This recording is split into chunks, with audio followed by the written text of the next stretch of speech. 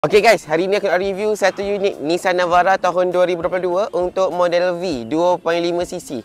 Kalau untuk Nissan Navara ni, abang kakak mesti suka sebab dia bukan setakat boleh untuk pick up, dia boleh untuk on-road dan juga off-road juga. Dari segi body dia pun besar dan dia lebih cantik nak comparekan dengan 4x4 model-model lain. So jom tengok aku review satu persatu pasal Navara 2.5cc ni. Okey, kalau kita sembang pasal enjin dan juga performance untuk Nissan Navara ni, dia datang dengan enjin 2.5 DC turbo.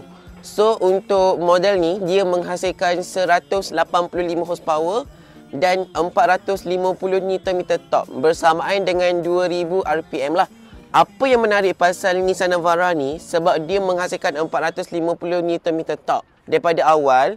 So dia lebih more to performance, memang lebih more to confidence. Sebab walaupun abang kakak letak muatan yang banyak, walaupun abang kakak nak mendaki, dia still kuat dan dia still gagah untuk naik bukit sampai ke atas. Untuk gearbox Nissan Navara 2.5 ni, dia guna 7 speed automatic. Dia lebih more to smooth dan dia ada mode manual. Kalau abang kakak nak control RPM masa towing ataupun off-road tu, dia lebih ringan lah.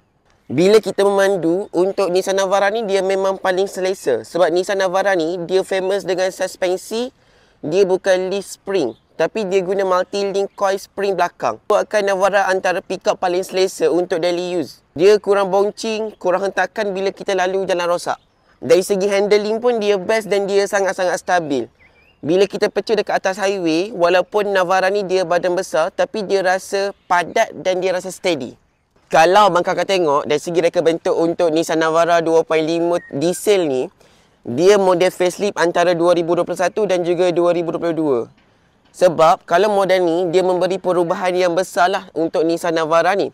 Dekat bahagian depan dia ada grill yang besar. Lepas tu bentuk interlock dia ada lampu LED juga dan DRL yang lebih nampak garang. Okey abang kakak, kalau kita tengok dari segi set tepi untuk Nissan Navara ni, untuk model V, dia siap datang dengan rim alloy 17 inci yang lebih nampak kemas dan dia ada ground clearance lebih kurang 225 mm.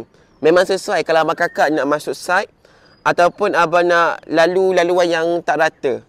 Kalau kita masuk je dekat bahagian dalam Nissan Navara ni, untuk model V, dia fokus kepada praktikal dan juga keselesaan.